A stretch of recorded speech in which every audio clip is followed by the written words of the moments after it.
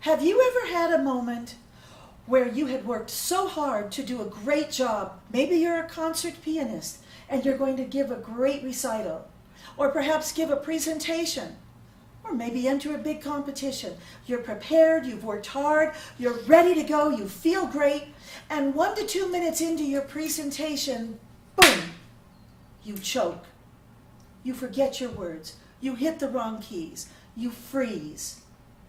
What happens emotionally, physically, and mentally? We're going to talk for a few minutes today about what I call emotional wisdom under stress. How is it that some people are able to perform at their greatest when there's such incredible stress, so much at stake, and some people fall apart? There are 7 major strategies that you can employ. But according to Dr. James Lear, the number one most important thing is to control your energy and emotions. What do I mean by that? There are 4 basic quadrants of emotions. There's high positive. Oh, when you're in that white zone, when you are feeling fabulous, you're excited, you're enthusiastic, everything is going your way. It's fantastic. Then there's low positive energy, which is also great. You feel relaxed, peaceful, kind of not wanting to do anything, just recuperating. And the first danger zone is what we call a low negative zone.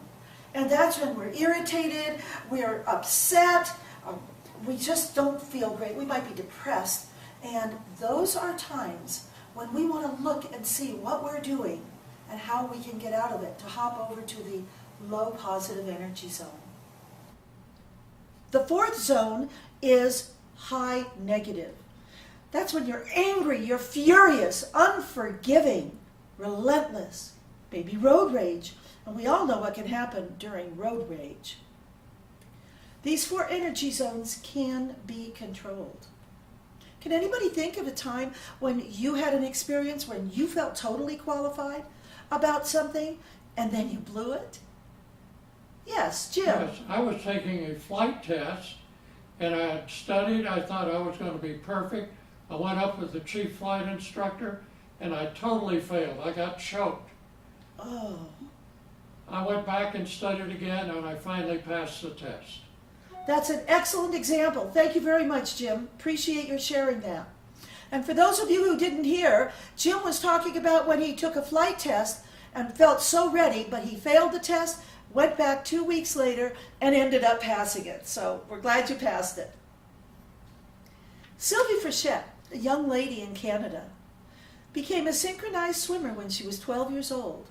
She loved swimming so much that she had a big dream, and that was to go to the Olympics in 1992, Barcelona. What a dream. There was always one person ahead of her, Carolyn Waldo. And she would always be first, Carolyn would. Sylvie was always second. And when I say always, I don't mean technically, but almost always. It turns out that Carolyn Waldo retired in 1992, and that left the door wide open for Sylvie Frechette. She did qualify to represent Canada in the synchronized swimming. But something very sad happened. 3 months before the Olympics, Sylvie Frechette's grandpa died. He was one of the dearest, closest, most wonderful people in her life, such a total support. Sylvie was living with her fiancé, 24 years old, her fiancé a few years older. They shared a condo. The love of her life, her soulmate. A week before the Olympics, Sylvie came home from a normal day. She came home from a day of practice in the pool, going to work, and when she walked in the front door, something terrible came upon her eyes. She found her fiancé, Sylvan Lake, dead. He hung himself. He left a note. Of course, Sylvie was devastated beyond words. She called her coach and she called her, psychologist. They came right over and they handled everything. Sylvie wondered, how am I ever going to get through the Olympics? It was never, am I going to go? It was, how am I going to do it? Well, she went. She went to the Olympics in Barcelona, and she swam her first swim. It was fabulous. She got the highest scores. She did her second swim, another brilliant performance. Her third swim, something went wrong. It turns out that one of the judges hit the wrong key. And instead of Sylvie getting the top scores like 9.9, 9.8, 9.9, 9.9, 9.8, the last score that the South American judge hit was 8.9. The score did not get reversed, even though there were many protests. When it came time for the medals, they put a silver medal around Sylvie Frechette's neck.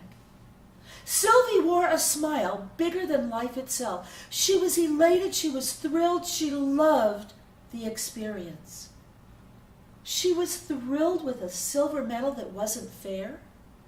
When she went home, there was a ticker tape parade, and one of the newscasters asked Sylvie, "Sylvie, how is it that you were so joyful at that moment when you suffered so many setbacks and heartbreaks, tragedies, and then this?"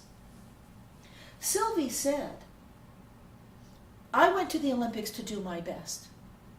I cannot control the world around me. I cannot control results, but I can control what I do, and that's exactly what I did. I did my best." About 17 months later, Sylvie was awarded a gold medal. I simply say to you, do you do your best? What is your focus? What is your end result? Be proud of yourself. Thank you.